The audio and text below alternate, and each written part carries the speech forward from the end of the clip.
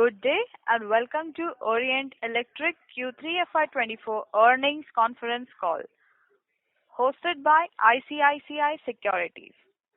As a reminder, all participants' line will be in the listen-only mode and there will be an opportunity for you to ask questions after the presentation concludes. Should you need assistance during the conference call, please signal an operator by pressing star then 0 on your touchtone phone. Please note that this conference is being recorded. I now hand the conference over to Mr. Aniruddha Joshi from ICICI Securities. Thank you and over to you, sir. Yeah, thanks, Manuja. On behalf of ICICI Securities, we welcome you all to Q3 FY24 results conference call of Orient Electric. We are with the senior management represented by Mr. Deepak Khetrapal, Vice Chairman and Managing Director, and Mr. Saibal Sengupta, Chief Financial Officer. Now I hand over the call to the management for initial comments on the quarterly performance, and then we will open the floor for question and answer session. Thanks, and over to you, sir. Thank you. Thank you, Aniruddha. And thank you everyone who's found time to join us on this call and get a little bit more flavor into the results that I'm sure all of you would have seen by the time you come to attend this call. I think the results have been in the public domain, as has been our media release a little bit on what's happened. I guess people who were with us on the similar investors call in the previous quarter, Q2 investors call, would have been at least reassured to note that our Q3 results have been in line with what our briefing to the investors was at the end of Q2 as to how we are looking going forward. And I personally, my view is that I'm not saying that we have great numbers, but we've had what I call satisfactory top-line numbers. And the better part is the improvement in our gross margins, even when the top line is, I would say, has a modest growth. The investments in our organization to strengthen the organization to take on the larger long-term aspirations have been continued. As a result, despite improved margins, the earnings at EBITDA level or PBT, PAT levels, they continue to lag over the previous year. But as I have stated earlier also, we expect to come through this phase maybe in another 2 quarters is what my guess is, when these investments that we are making start bringing us the volumes and the operating leverage for which these investments are the precursors. And without these investments, I think getting to those kind of aspirational targets would be difficult. So that phase is in its final stages. My guess is another 2 quarters and we should be out of that phase, and all these overheads that we have created will start getting absorbed by the higher sales and volumes and the operating leverage. So that's the broad, I think, statement on that. If you ask me, definitely the industry as a whole, the results and even the talk that we have with our peers in our competition in the industry, consumer demand, not just in consumer electricals, but I think across many consumer sectors has been muted in Q3. And when the demand is low and the consumers are not coming to pick up, it's just that in the hope, I would say, of finding better traction in the market, some players find it more attractive to either cut prices or to give very, let's say, heavy discounting and channel incentives to the channels so that they buy in, they stock up with them, at least the companies can book top-line sales. In an atmosphere like that, obviously, it's very difficult to keep the ambition going forward. But net, I think in terms of numbers, we are still, I would say, not happy but satisfied that we have at least a top-line growth is a modest below 2% growth in top-line, which is at 752 crores for Q3. Within that, ECD actually almost flat, marginal fall below last year, same quarter. But the flavor in that is that while the fans business has reported a degrowth of low single digits, it's the robust growth in appliances, also a small business, but the robust growth in appliances have helped us in reporting an almost flattish ECD top line. While it's flattish over last year, but given the seasonal trends every year, on Q-on-Q basis, as would be expected from Q2 to Q3, we have a 47% growth in ECD business. Lighting and switchgear, which is not so season impacted and not so seasonal, there we had 8% plus growth, and the QoQ growth in the lighting has been at 6.5% roughly. I'm sure you would have seen those numbers that we've already sent out. The reason I said we would have found our sales, at least in the fans, though they are less than last year same quarter, but that I'm saying it will be in line with your expectations, because last year in the last quarter in this call I very clearly been mentioning that Q3 of FY23 was so exceptionally large because of the transition from non-starred fan to starred fans that the whole industry had offloaded a lot of material, and the channels were filled up with all the non-starred fans in Q3 of the previous year. And we knew that this year Q3 is going to struggle when we compare ourselves to Q3 of last year. That was known to all of us. I think we had, at least I know I had very clearly spelled it out in my briefing in the previous investors call. So the corollary or the good news there is that because Q3 last year had a base effect for us, which makes us look poorer in Q3 this year. As a corollary of that, Q4 last year happened to be rather poor, and we had explained that there was so much material lying in the channels that Q4 had to be poor. We knew that. And my own expectation at this stage as we speak is that in Q4 we should be able to more than make up for the, I would say, small degrowth in fans that we've had and come out with much better numbers, even making up for the normal growth that we should have had in Q3. So that's, I would say, the fallout of Q3, Q4 distortion in the previous financial year. And this year, the Q3 has become normalized and Q4 will become normalized. So at a normal level of Q4, we should have strong, robust growth in the fans industry in Q4. And I'm sure, we'll try and do better than the industry in Q4 growth. So that's on the growth in fans business. Our appliances business in Q3 also has done well, and that enabled us to have the flattish ECD sales. Within fans, the categories and some of the assortments that we have in our portfolio, they've had better traction. We've actually struggled more perhaps in the base and economy, the cheaper range of fans. But in the premium range and some other specific assortments that we carry with us, we've had very, very strong growth there. I think the big win, the big story in our, let's say, performance is that the 7 states in which we've gone direct to market, and this is a transition that had started sometime last year, there we continue to get very encouraging returns. I think in quarter 3 we are about 46% YOY growth, and on YTD basis, direct to market 7 states, we are 68% higher than last year, which is in line with what our purpose to move away from the legacy distribution and go direct to the market. That conviction of ours is being played out in the market by our direct approach. There is a bit of a challenge still that we are having with our legacy distribution channels, where their sales continue to be sluggish. But we are in select markets. We have very clearly we have good enough distribution partners who would like to sort of help them to sort of recover the business and make it more robust. And wherever we don't see the potential with our distribution partners, legacy distribution partners, maybe we'll pick up another 3-4 states in the next financial year to sort of make those transitions, to make sure that none of our markets where we are is serviced or is let's say service at a suboptimal level. So that's on the fans market. I think our optimism keeps growing more and more as we taste success in the DTM markets, and we believe we have a formula to win in many more markets using the same approach, the same strategy that we adopted. There is a respectable growth, I would say, in our lighting and switchgear business, and this is despite the continuous erosion in selling price which is happening in lamps and buttons.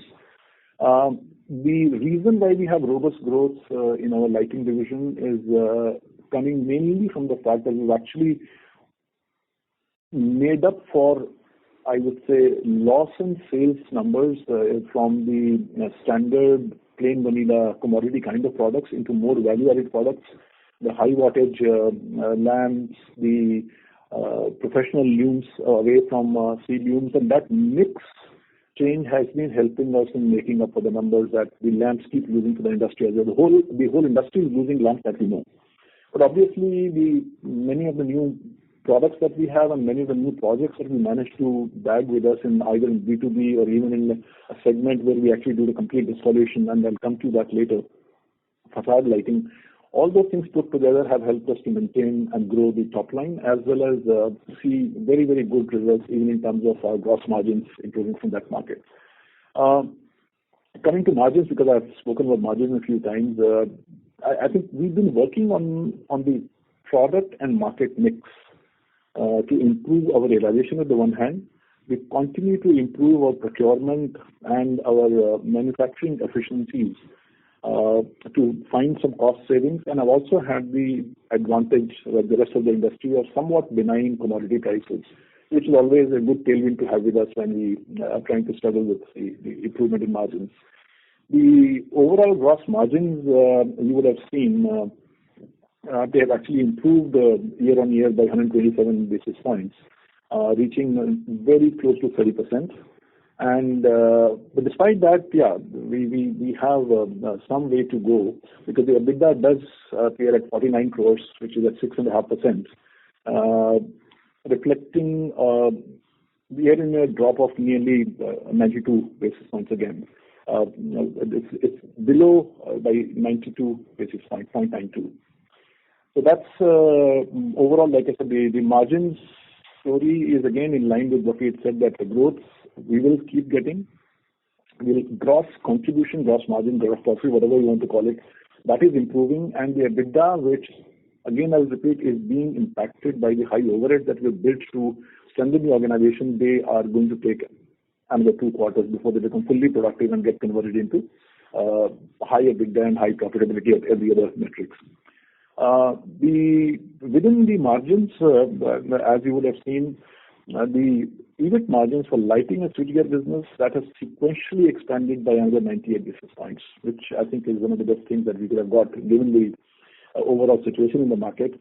And that again is a result of the strategic shift that we, as I mentioned, we've been making in our product mix and also in our market mix. We are going a lot more to B2B, we are going to a lot more professional, we're going more into even B2G business, the large projects that we've gone and done. So that's the reason behind you obtaining the significant improvements in our gross margins. On the going forward strategy, in keeping with the trend that is in the market of increased demand for the power efficient fans, the BLDC fans, all of our efforts are moving towards that direction. One of the challenges that we need to sort of keep in mind is that although the current, I would say, announcements by the government say that BIS is going to be made mandatory very, very soon, and frankly, we could be prepared with that to have everything done. What we understand now that the testing that the authorities or the regulators have to get done, or we have to go through their testing with our products, we have an impression currently that maybe they are not ready to test everyone's product. There's a huge waiting line there for the products to get tested and to be given the BIS marks. Because of which I don't think the announced deadline is looking likely on today's date, but if it doesn't happen now, it may happen in another maybe quarter's time or maximum 2 quarters' time, but that will happen, which I think organized players like us who believe in any case to deliver a quality product, it favors us, because for us BIS certification should be a cakewalk. And lots of other smaller competitors in the market who perhaps do not do the manufacturing with as much quality assurance as is needed by the product, I think we should have some advantage over those kind of players in the market. So that's good for us, provided the agencies are in place to start giving us the ISI label that we can start using on the products. So that's imminent, we know that. And another imminent challenge, we also keep hearing about this extended producer's liability which under environmental norms is being imposed on the industry. It's being imposed across the industries, and obviously there's a lot of, I would just say, confusion, lack of clarity as to how it will apply, how it will be calculated, who will have to bear it, how do we recover. But those are two, I would say, on the horizon. There are a few things which are appearing like a challenge for in the extended producer liability. It's all industries. Now we are not alone in electric appliances. But on BIS, I think fans and these kind of products, perhaps many of the products have it. Our products, many of the products didn't have it, so that will become mandatory. We'll have to cope with that, which is not a problem for us. I feel confident about the quality parameters becoming more demanding in the marketplace simply because we have a very strong R&D setup of our own, and we are actually currently busy leveraging our R&D to create superior products in-house, including our own, I would say, some level of electronics like PCBs and all, which we believe that we should be able to not only produce ourselves more economical and more robust PCBs, but we should also be able to add some innovative features in our BLDC fans, which perhaps may not be available in the PCBs that we've been buying from the market in large numbers in the past. The whole industry has been doing that. So those are some of the strengths that we'll leverage going forward. We've also taken some specific initiatives in the last 3-4 months in terms of improving the after-sales service of our products. In fact, as we speak, we are still in the middle of, we're starting out with a project, but I think it's finding a huge amount of success where in the 8 cities where winter is pretty severe, we actually gave an assurance of service call being attended to within 8 hours. And we're delighted to say many of the service calls we attended within 2 hours. I'm talking about heating products which are critically needed in the cold. So we're trying to sort of in a way learn from this project that if we have to provide very, very quick after-sales service when the customer needs it, what kind of capabilities and what kind of resources and infrastructure we need to create. So it's a very good learning. But the good news is that we actually called this project 8888. That basically meant that in 8 cities, service in 8 hours over the next 88 days. That was the winter day. And it's actually created such a buzz in the market that we're getting very strong feedback from the marketplace regarding an initiative like this. So it's very good to actually see the positive sentiment coming around because we provided a service which perhaps is the first in the industry, fixing somebody's water heater within 2 hours of the purchase, and we get a call and immediately somebody goes and fixes this product. I know it should have been done long ago, but I think we as an industry have never geared up. So we are preparing ourselves by running some of these experiments, to call them, some of these projects, which is just good news in terms of preparing us for even better targets to take up as we go forward. On the other good news has been on the international business front. All of you do know that we do sell our products, exports, and export products in fans and also switchgear and all. We've had a strong, I would say, high teens growth in our international business in this quarter. Although we do see some challenges with the geopolitical conflict that's going on, especially around the Red Sea and the movement of the ships around certain channels which are more efficient to approach some of our markets. That's a bit of a concern, so let's see how that gets resolved. But as of now, we are reporting strong growth in Q3 in exports business also, and unless we are set back by this challenge in logistics, especially if we are talking about ocean logistics, I think we should continue with the good growth story in international markets. In the appliances business specifically, I would like to call out our very strong performance in heating products in this winter season. And we've got a very, very good volume growth. The festival sales in appliances saw very good traction in e-commerce channels for us. And we also saw, I would say, one of the tidbits that I would like to sort of, in a way, mention to you that we've managed to sell recently as many as 1 lakh water heaters over the digital channel itself, which is internally we have taken up some targets, and that brings me to, I told you about 8888 project. We also had an internal project taken up by our digital division, basically e-commerce and modern retail and things like that. And we had a project. We had said 100 crores in 100 days, which seemed like quite a big leap for us who are still learning about those channels. But I'm happy to say we missed that 100 crore mark in 100 days by a whisker. We were almost there. And these kind of projects are actually creating a very different level of self-belief and confidence in our teams that we can actually take up really audacious projects and make an impact in the market. The concerns remain around the price erosion that continues in the lighting division. And despite the strong double-digit volume growth, we can't find, in terms of rupee terms, the growth in the value, which is a matter of concern. But like I mentioned earlier, these headwinds we can fight only through finding some diversification away from the products which are losing value. They're not losing margins or profitability; they're just losing the sales value. It's coming out of the savings in costs which are coming out of technological shifts that are being made in lamps. I did mention our let's say B2B or professional luminaires, as we call them. There also we registered double-digit growth in rupee terms, in value terms, and that's a significant part of that has been coming to us through the trust that we see from the government side, and lots of sales have been done on the B2G segment that we run quite efficiently in our company. And with the continued execution of some of the large projects, we are very confident that more and more qualifications that we are earning to that these projects. Some of the notable projects that we have either completed or in very close to completion, they include, I would say, I will call out maybe a city like Srinagar Smart City project that we completed. We are almost in the final stages of coming out of that project.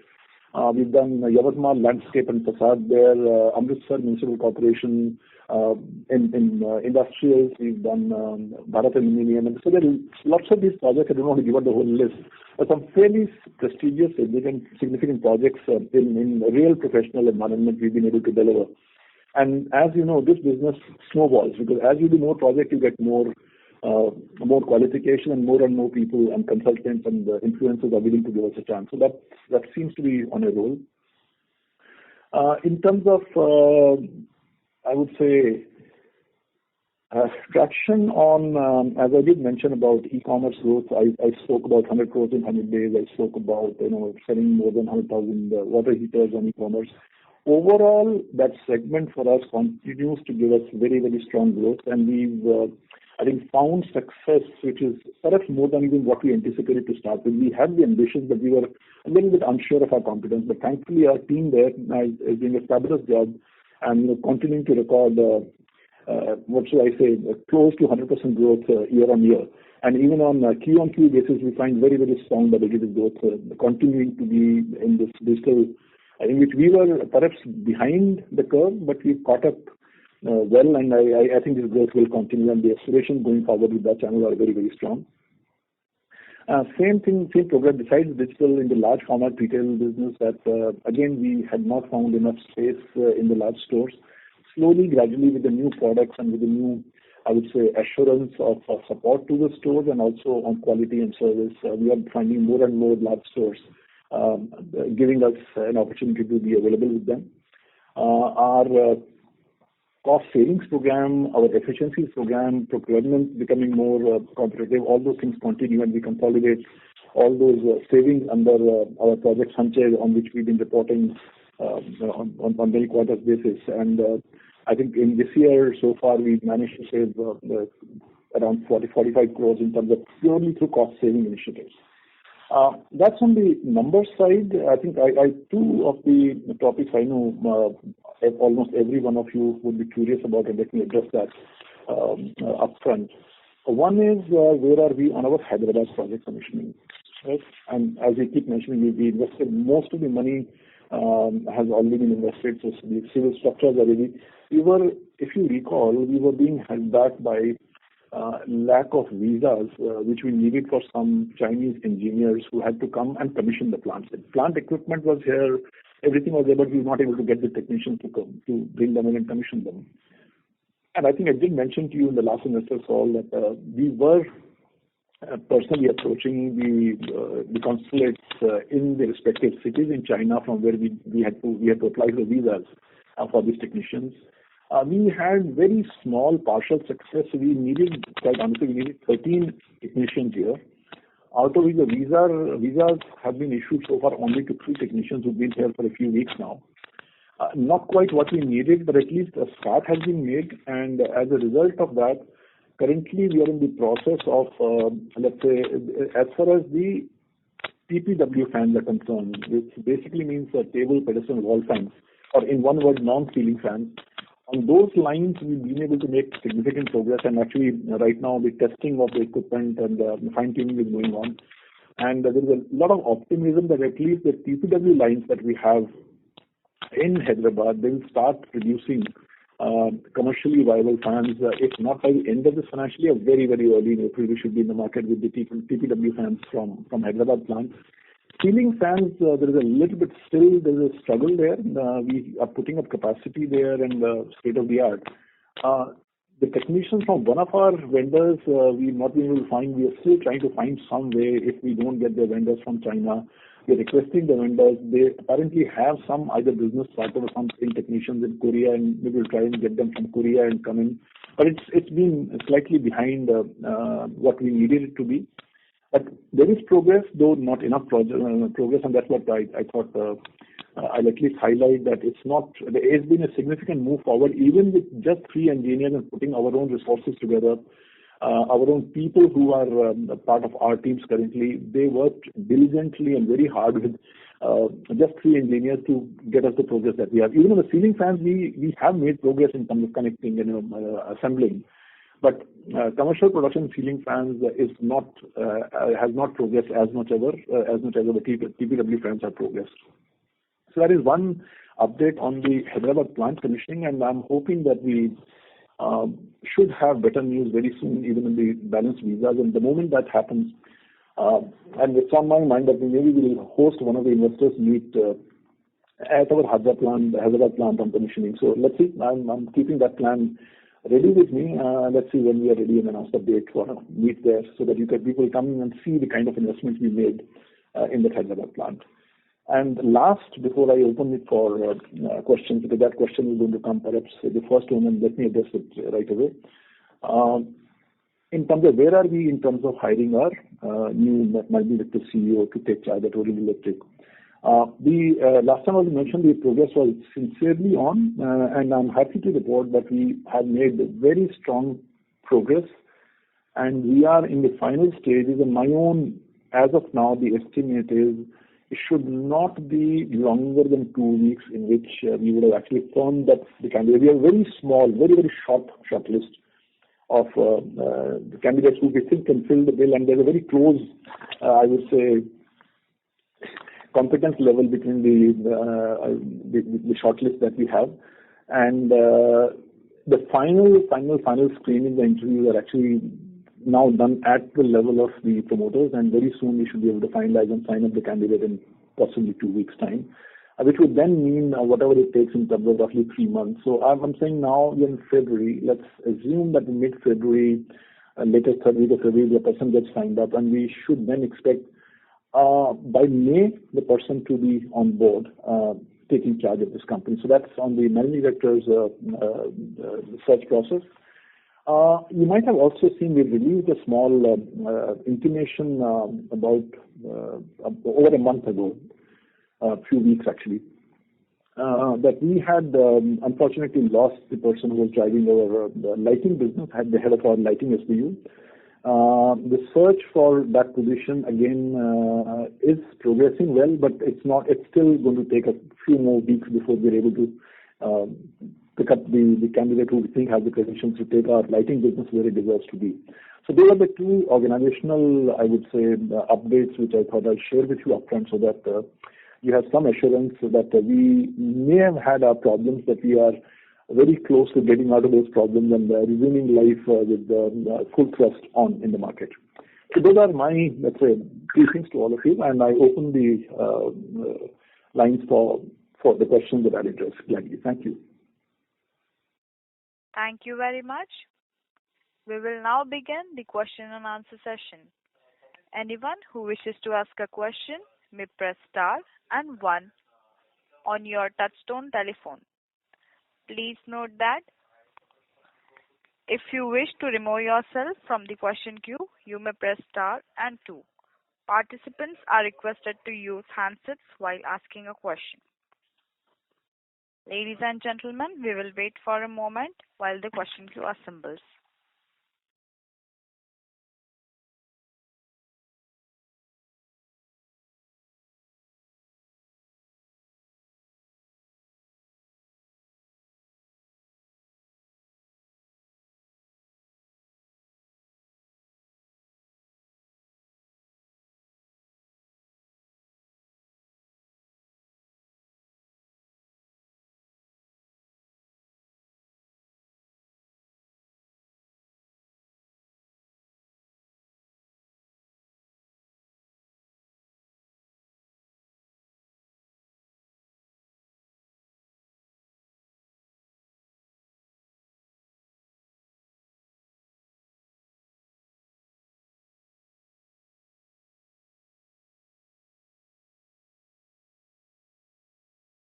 The first question is from the line of Rahul Agarwal from InCred Equities.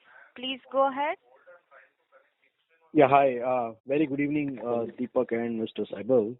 Thanks for the opportunity and very encouraging to see the results and the detailed commentary. Question is more a bit longer term. Deepak ji, basically looking at fourth quarter and next year, you've already given a lot of data points on what's happening with the quarter on segments. But, I will just divide this question in two parts, ECD and lighting. So ECD fiscal 23, we saw 0% growth. Fiscal 24 looks like a 10% YOY and obviously getting better. With the demand, assumed to be recovering next year from consumption, the new plant coming up on stream, plus exports, I'm assuming that things should settle down there as well, and appliances doing well. Does that mean ECD should get back to 14-15% CAGR in terms of revenue growth over the next 3 years? Well, absolutely. Goes without saying. Perhaps even more. Our ambition will be even higher than that. Okay. And we need to sweat our asset. We're investing nearly 200 crores in a new facility. Unless we manage to grow at that rate, we'll be murdered for not making the new investment work for us. Sure. Okay. Get it. And lighting, we had a good last year. I think YTD is 6%, but that is because of price erosions happening. Has the erosion stopped? That is one question. And second is, can we expect volume growth equal to value growth, let's say 15% next year for lighting? Lighting is a more difficult one to answer, Rahul, quite honestly, because while we could look for volume growth for sure, as far as I would say the or typical B2C products that we have, lamps and battens. In that, I won't be able to say that the volume growth and value growth will come together. The gap may, because right now we're not seeing any further opportunities for costs falling for the prices to fall. Right? So to that extent, the erosion may not be as steep as we experienced in the recent past, but are the prices likely to start going up? That doesn't look likely. And but the gap would be far smaller between volume growth and value growth for next year. That is the current scenario, unless a new surprise comes in the market and the costs go down further, at which stage the consumers keep gaining and we don't get the top line. So it's a little ticklish one, but to the extent that we are taking initiatives to grow bigger in the professional lighting side, I think that part we are quite a lot more confident with our team's capabilities and what we have set up in the last 2-3 years. Again, major investments have gone into professional lighting side from our side. The team which is going and getting lots of our products specified or approved by very large buyers, and so that continues to happen. Our order book is already looking very good on the professional side. Overall, my summary would be would it match the value and the volumes? Perhaps not, but the gap will be far shorter. I mean, today we are talking about, double-digit volume growth giving us a negative value growth. Now, that's a huge gap, right? That should narrow down for sure. Right. So let's say if I assume price erosion stops, I mean, that should reflect 13-14% volume, right? Just theoretically. Correct, yes. Okay, perfect. And lastly, on margins, 5.5 YTD, obviously we are investing. A long-term average is about 9%. How far are we from this? You obviously mentioned 2 quarters, so I'm not talking about next 2 quarters. I'm talking about like 3 years. Are we headed towards that, including, whatever OpEx we'll have from the new plant, and whatever changes we are doing on the DTM side? Net on a console basis, should we head towards 9% in 2 years? I think you're giving us too long a rope. 9% in 2 years. I think, as I mentioned, we should be able to get very close to that within the new financial year, starting within the first year, and next year, most positively, it should be more than 9%. Absolutely. Okay. And one smaller question. We should be back in double digits. I mean, this question has been asked about, being in double digits. And double digits starts at 10, not at 9. I'm very conscious about that. Perfect. That really helps. One smaller question on DTM, and then I'll come back in the queue. When you talk about growth, we're not able to understand the base. Does this also mean that sales are back to the pre-DTM levels? Is that correct?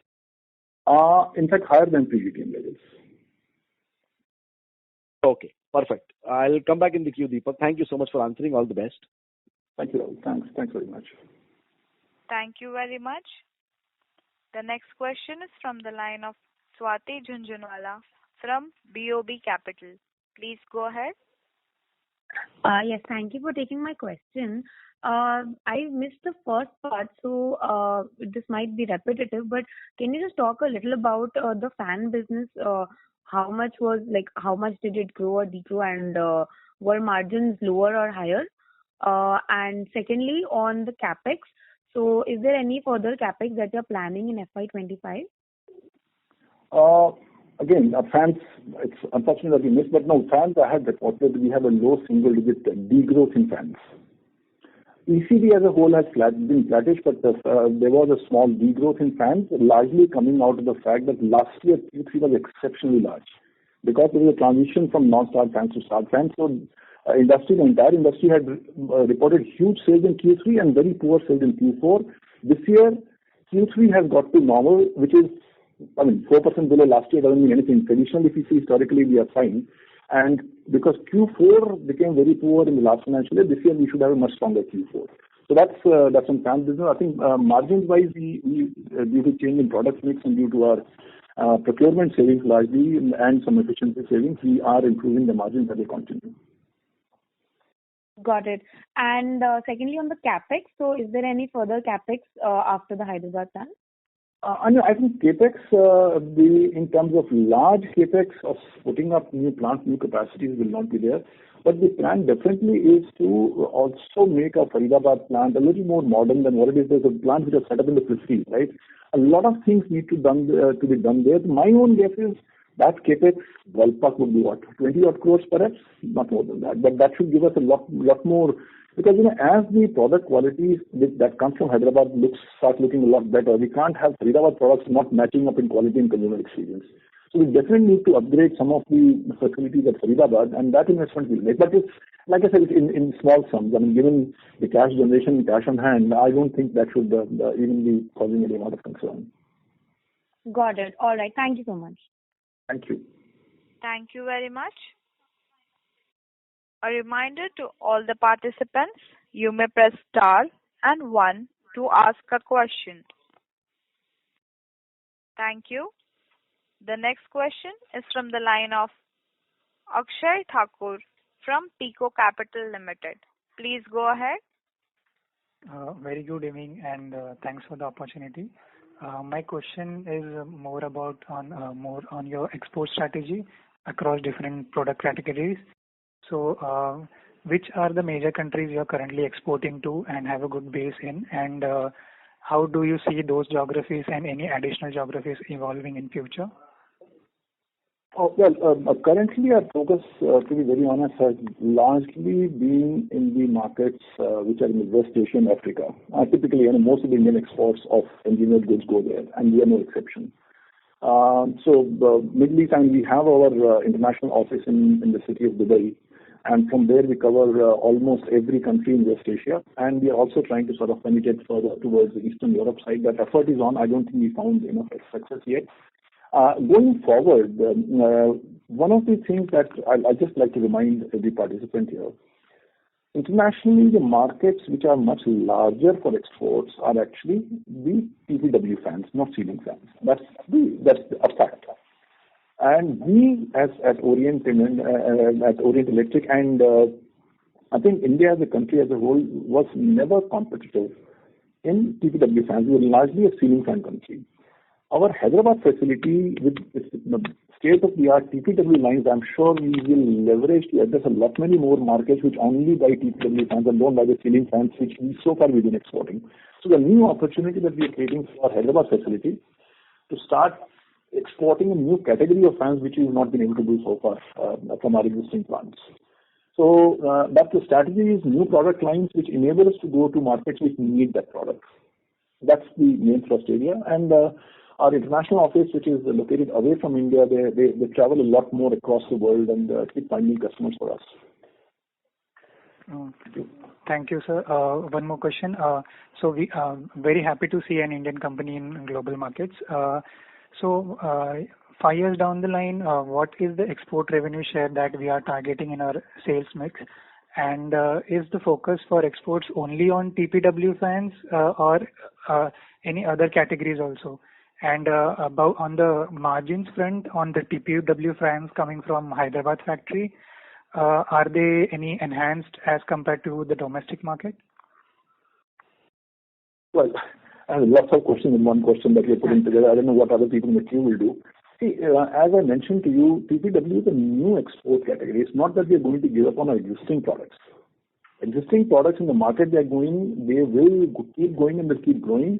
TPW will allow us to address a new market segment which we have not been able to address so far. Okay. Margins on that, definitely in export market, it's how difficult it is to compete in a product line where a country like China has taken stronghold all over the place, right? So let's start getting into the market. Let's start understanding what the markets need first in terms of product lines and features. And thankfully, the setup that we have created is a setup which should give us a competitive product internationally, including from countries like China, right? As of now, I would say margins, let's wait and watch. We are not going to sort of dump the entire capacity and take lower prices at a very, very low margin or at a loss. But it's a learning curve that we'll get on at least when the TPW fan export market is concerned. We've never been in that market. Please understand that.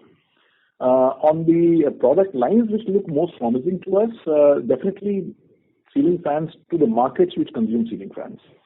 TPW fans, the rest of the fans work. Our big potential that we see is also in our switchgear business, where the quality that we manufacture with the European technology that we had with us, that's a very, very good technology, and we already are exporting switchgear to international markets, including to the technology providers who had sold the technology with us. So we are able to make more competitive product here and export.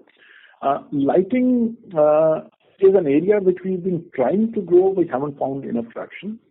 On appliances, it's a function of almost every country has their own approval processes which are neither easy nor cheap.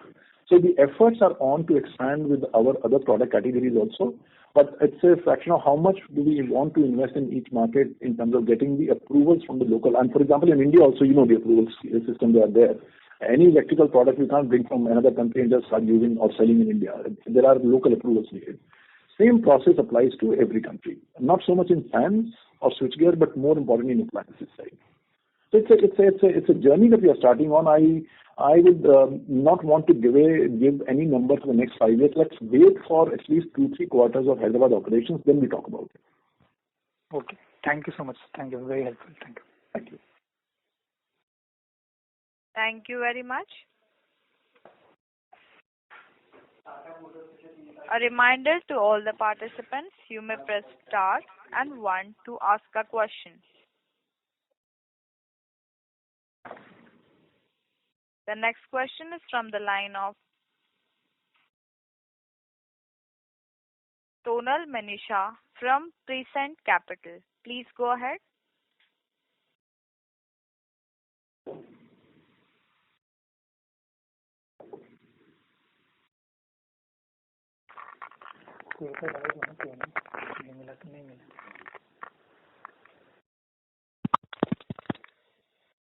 Hello, am I audible? Yes, I can hear you. Okay, there was some echo in the middle. Okay, I have There is some echo, but it's at least I'm able to make out, but there is some echo for sure around you. Okay, sir, let me just.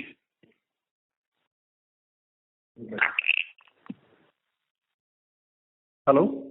Yeah. Much better, sir? Okay. Please continue. When I'm struggling, I'll let you know. Sure. Okay. So I first of all wanted to understand, sir, the working capital that you have around the lighting business and more so around the project business. Any color around working capital improving, working capital being stressed around that business, that will help understand that business a little bit more detail, specifically around the project business. And second question was around the switchgear and the wire business. How large roughly are these businesses? If you could just throw a ballpark. Look, in terms of working capital, all of us know that when you get into projects business, their terms are such that the payments come in at various levels of completing the project. So I won't use the term that working capital is stretched or stressed. It's the nature of the business, and that we factor in the time we accept the orders. We try and make sure that the cash flows that get stuck with them for the duration of warranty or whatever, that we are not leaving cash behind with them from our, at least the cost that we need to recover. But would it always have more number of days outstanding in projects? Yes, that's the nature of the beast. We have no choice. But fortunately for us, that kind of business for our company as a whole is a small fraction. Right? We are not huge in that business. And to that extent, even if there is a stretch in working capital for the projects business, it does not, at the company level, it does not pose as a. Our larger businesses are fairly efficient in terms of turning around the working capital. I'm sure you've seen that in the past as well. Yes. If last year our inventories were low, our receivables had gone high because of the typical, Q3 closing last year of a non-rated fan. This year, our inventories are not gone to the market. They will go in this particular quarter because that's the typical season for the fan. In this case, our inventories are higher, the receivables become low. So it's in the rhythm of the business. But and we are not going to bet our company on the project business getting, let's say, hundreds of crores and things like that in a company our size. No, we are still learning, we are still progressing, and we are making sure that we can take on the projects. We don't sort of in a way end up doing more harm to us than good. So that we are being very, very careful and selective about. Understand that, sir. Okay. And any subjective color or any rough ballparks around how large is your switchgear and wire business as we speak right now? Any challenges you're facing in the wire business? Wire business is absolutely new right now. So our ambitions there also, I think I have mentioned in my earlier briefings as well. In wires, we have no ambition to become a very major cables and wires players. And let me be honest about it. We got into wires because many of these electricians and technicians, when they started using our switchgear and switches, typically in the market, there's traditionally people want to use the wires of the same brand, and they used to ask for where are our wires. And these are for home wires. These are not commercial wires.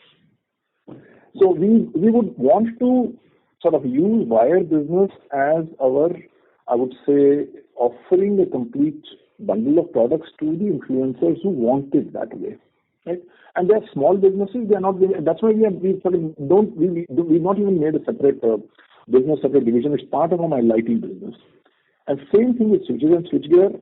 That business, to our mind, has a lot more potential because we started in that business with a product which is superior compared to the rest of the market, and that's why we, as one product in which we hit the market with the premium product, it was switchgear. We have large ambitions around that, but not at the lower quality platform where the bulk of the Indian market is still on the lower quality, lower price. So in that we have a lot more strength, but I think the markets will take time to get to that level. We're trying to see how do we make it more competitive. But that again continues to be part of the lighting division. At some point in time, if we have a strategic shift on what we want to do, strategy, that's a switchgear business, given its overall potential, when that plan is finalized, we will share that with the shareholders. But currently, it continues to be a much smaller business within the lighting fold, and we are wanting to make sure that we develop the business the right way. Means quality parameters, either switchgear switches should be higher. If they are more expensive, so be it. Many consumers reject our product because higher price, we are saying, fine, you go and buy a cheaper product, and we have only this. So to that extent, the ramp-up process would be slower than what we can achieve by lower quality and lower price products. Understand that, sir. Thanks for the detailed explanation. Sir, if I may just ask a follow-up question, what part of your total manufacturing do you do in-house, of whatever the sales do we do in-house? If there's a ballpark there. Saibal, do you have that number ready? It actually varies across product lines. Fans are very largely in-house.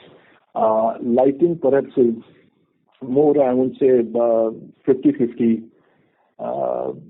So it's overall company level. Saibal, do we have a number of what's the outsourced number? No, I think the bifurcation is fine as of now. That solves it. Yeah, okay, Saibal, that's okay. Okay, fine. Thank you. Thank you. Thank you, sir. Thank you very much.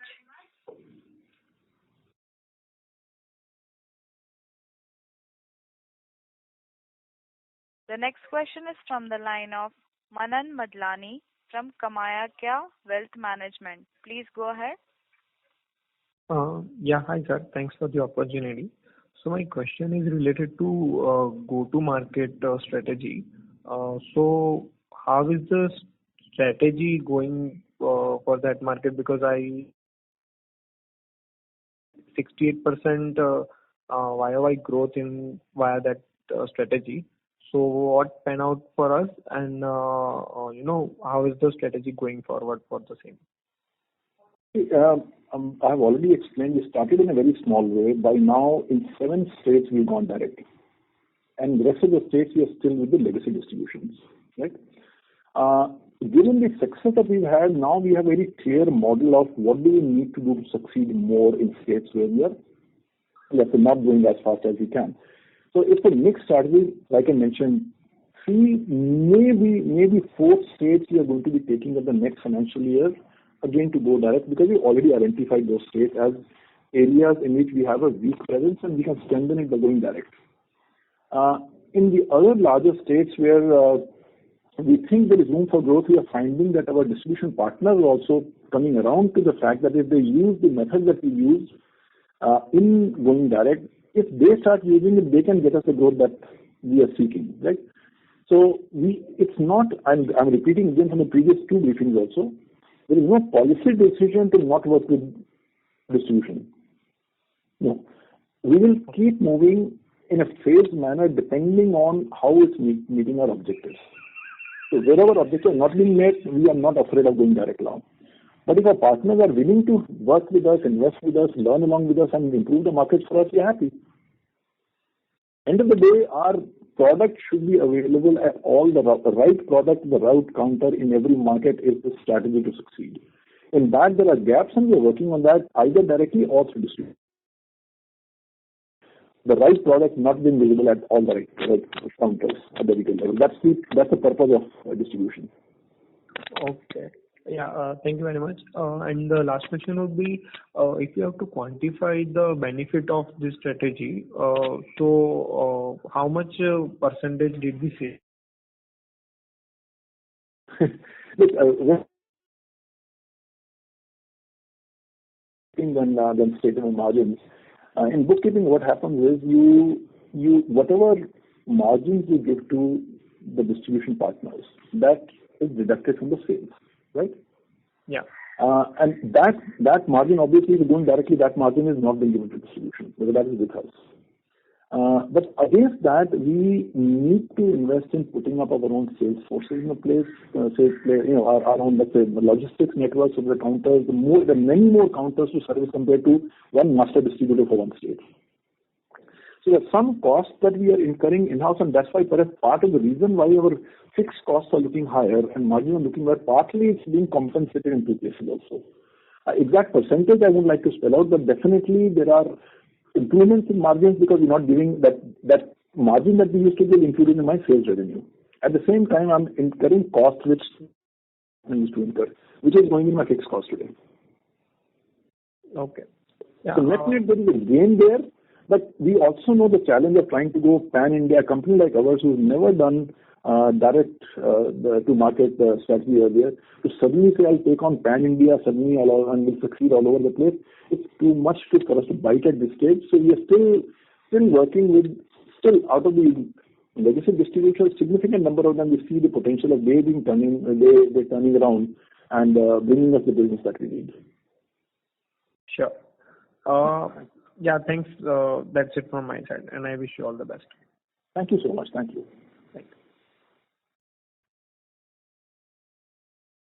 Thank you very much. A reminder to all the participants, you may press star and 1 to ask a question.